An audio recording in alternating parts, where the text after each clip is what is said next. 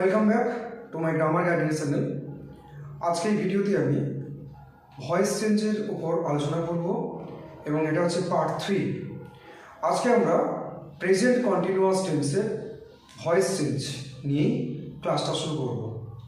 So let's get started.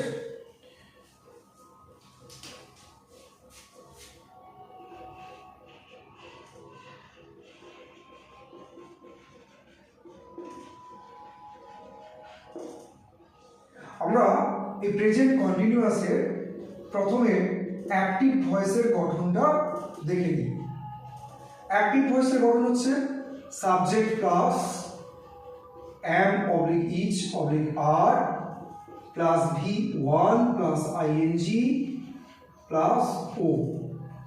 এটা হচ্ছে active ভয়েসের গঠন। তো আমরা জানি সবসময় অ্যাক্টিভ ভয়েসের অবজেক্ট প্যাসিভ ভয়েসের সাবজেক্ট হবে, আর অ্যাক্টিভ ভয়েসের সাবজেক্ট প্যাসিভ ভয়েসের অবজেক্ট হবে। এই অবজেক্ট যখন সামনে আসছে এর নাম দিচ্ছি আমরা এনএস বা নিউ সাবজেক্ট, আর সাবজেক্ট যখন অবজেক্ট হচ্ছে এর নাম দিচ্ছি আমরা এনও নিউ অবজেক্ট। আমরা এই নিউ সাবজেক্ট আর নিউ অবজেক্ট এইভাবে তারা আসবে এবং এনএস এর পর যেটা আমরা দেখতে পাই যে একটা বি ভার্ব, অর্থাৎ যে এম ইজ আর আছে সেই এম ইজ বা আর চলে আসবে। এবার আসছে কি এখানে v1 প্লাস আইএনজি। এই আইএনজিটা থাকার জন্য বি ভার্বের সঙ্গে নতুন একটা শব্দ আসবে, তার নাম হলো বিং। তাহলে এনএস প্লাস এম অথবা ইজ অথবা আর প্লাস বিং প্লাস কমন যেটা সবসময় দেখতে পাই আমরা v3 ভার্বের পাস্ট পার্টিসিপল ফর্ম। আমরা যখন প্যাসিভ ভয়েস করব কোনো সেন্টেন্সের v3টা সবসময় কমন, বা ভার্বের পাস্ট পার্টিসিপল ফর্ম সবসময় কমন থাকছে। তাহলে v3 প্লাস কে বসবে বাই প্লাস এনও বা নিউ সাবজেক্ট। তাহলে গঠনটা প্যাসিভ ভয়েসের গঠন দেখো N S plus am oblique is oblique are plus be plus v3 plus by plus N. তাহলে এই গঠনটা কার গঠন? প্যাসিভ ভয়েসের গঠন। এটা হচ্ছে প্যাসিভ ভয়েসের গঠন। একটা উদাহরণ দেওয়া যাক।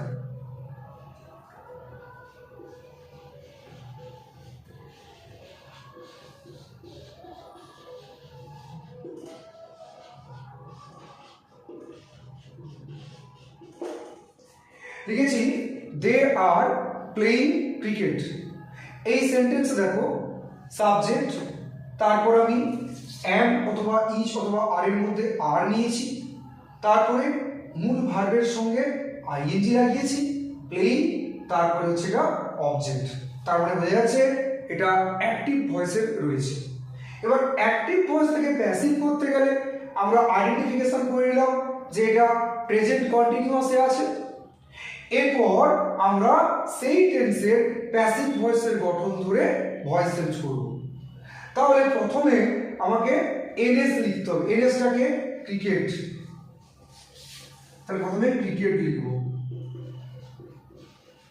এরপর ক্রিকেটের পরে এম ইজ আর এর মধ্যে কোনটা লিখব? ইজ। এরপর আমরা লিখব বিং, যেভাবে আমাদের সূত্রে আছে সেই রকম লিখে যাব ক্রিকেট ইজ বিং। তারপর মূল ভার্বের পাস্ট পার্টিসিপল ফর্ম, মূল ভার্ব কে প্লে, তাহলে played. Cricket is being played, তারপর সূত্রে আছে বাই, বাই বসালাম। তারপরে নিউ অবজেক্ট, নিউ অবজেক্ট অর্থাৎ দেটা অবজেক্টে কনভার্ট হবে।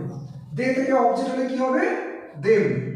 আগের ভিডিওতে আমি এগুলো লিখে দিয়েছিলাম যে আই থাকলে কি হবে, উই থাকলে কি হবে, হি থাকলে কি হবে, সি থাকলে কি হবে, এগুলো আগের ভিডিওতে আলোচনা করেছি। তাহলে সেটা আমাদেরকে মুখস্থ রাখতে হবে। তাহলে উত্তরটা কি দাঁড়ালো? Cricket is being played by them. Cricket is being played by them.